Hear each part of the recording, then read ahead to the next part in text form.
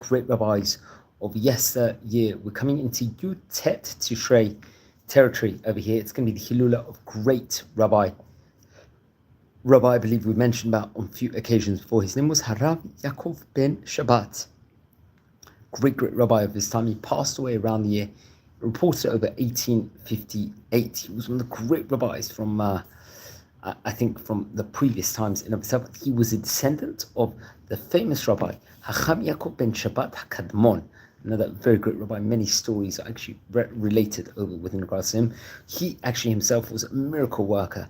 I'll state over what it says of it. Asu lo hanisim al inyan shmirat Shabbat, in regards to the observance of the Sabbath, in regards to Shabbat observance. Umenochato kavod b'ma'ara ha'ofran Morocco, respectively. So he was a very, very famous rabbi of his time, and I think he actually is buried, if I'm not mistaken, in Ofran in Morocco, in a famous cave in of itself. Now, he would learn Torah, Yaakov Ben Shabbat, and auspices of many of the great rabbis in Moghaddor, a very, very famous place in Morocco, which had a great Torah community in of itself. I think he would be connected very much to Rabbi Yehuda Ben Moyal, another great rabbi. He happened to have been the author of the Shevet Yehuda. Now, this was a Torah, great, magnanimous work in of itself. I think we actually mentioned this in a previous video. It could be that we actually recorded a video within regards to his brilliance and his importances in of itself. I think at one stage in time, if I'm not mistaken, so we have to point that out. So that was the Shevet Yehuda. I think was a very famous Torah, a colossal work that we've spoken about, I believe, on various occasions before inside the series. We'll say something about Rabbi Yehuda Ben Moyal over here just for a minute, now that we are speaking about him. If I'm not mistaken, I think he passed away around the year, possibly maybe 1820. I have to double check on that specifically. But he was a very great rabbi in his time. I think the 29th of Tevet was actually his Hilula. He was a great rabbi from Tardonot in Morocco. He was actually, his father was Rab Makhluf, if I'm not mistaken.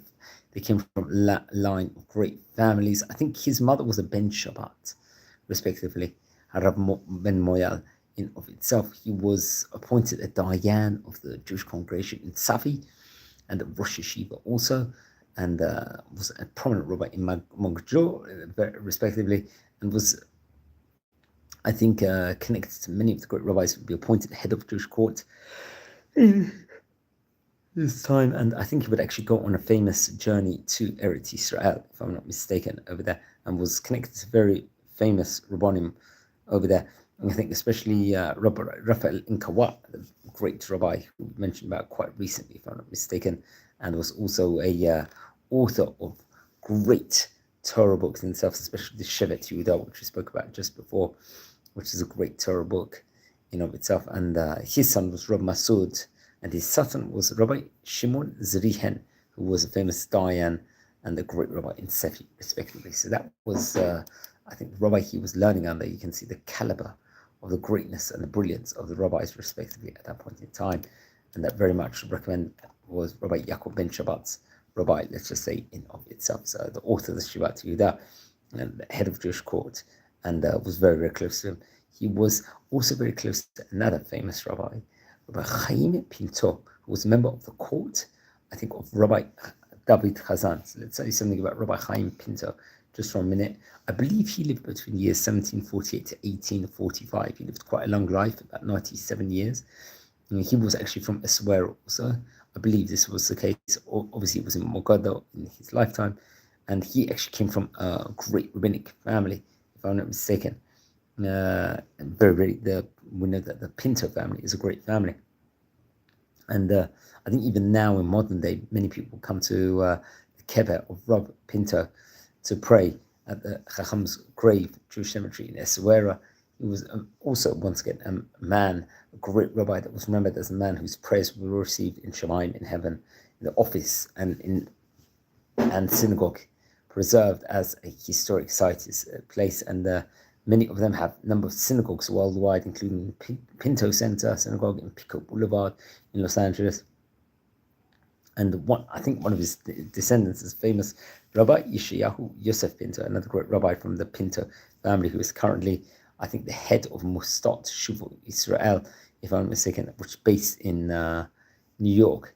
And he's actually considered one of the 10 wealthiest rabbis in Israel, if I'm not mistaken, at the moment, as of 2012, I think, a Globes, let's say, said. And I think there's actually famously the Chaim Pinto Synagogue is a famous synagogue in Essaouira, I think around the Marrakesh Safi area, Morocco, which I recommend everyone, if you are visiting Morocco, to visit that specific place in itself. So you can see the caliber of the rabbis and the associates. Rabbi Yakov Ben Shabbat actually hanged around over there and was learning from, and really, really did get inspired from in those times.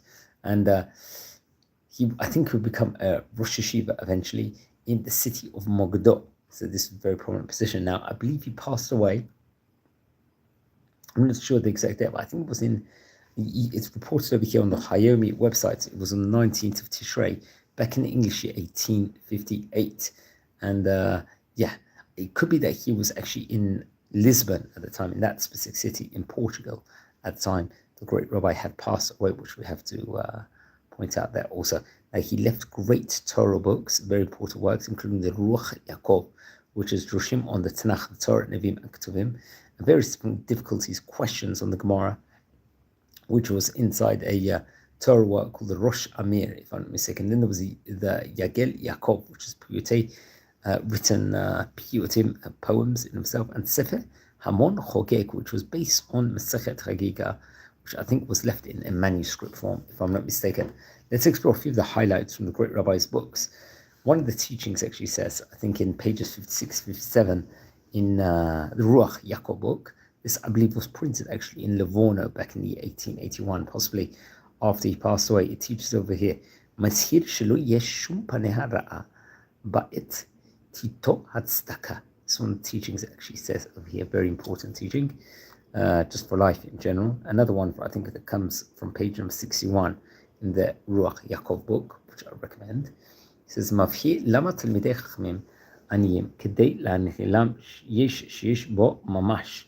This is one of the teachings he would give over in that specific section. Another teaching, melamed shazahi b'tzedaka eno choseh b'gilgul shel olam yershu aretz.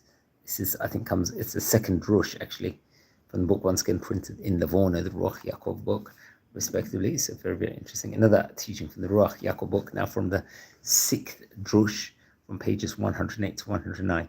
Melamed shlo hiach et krovo shlo yechafe alav v'lo yisa charfato. This is another teaching over here.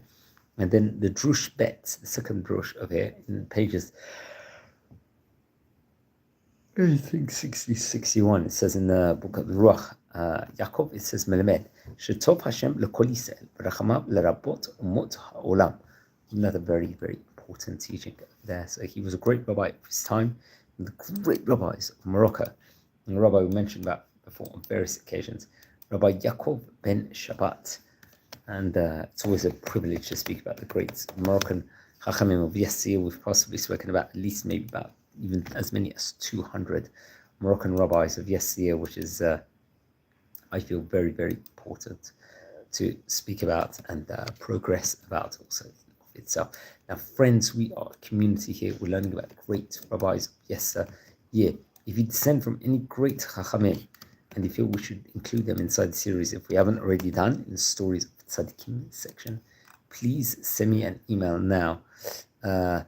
I would love to hear more information with regards to the great Chachamim, respectively, and so on and so forth, because I think it's very, very important to learn more about the great rabbis of yesteryear. We also, on this channel, we will talk about great yeshivot of yesteryear in various different North African, Ottoman countries, Spanish countries, Asian countries, respectively. Also, we try and look at the minority groups, those different places, and get an impressive amount of information within regards to great Chacham, which I feel is very, very important. If you feel anyone is interested in sharing or watching any of these videos, please also share these videos also to other people and help the channel grow.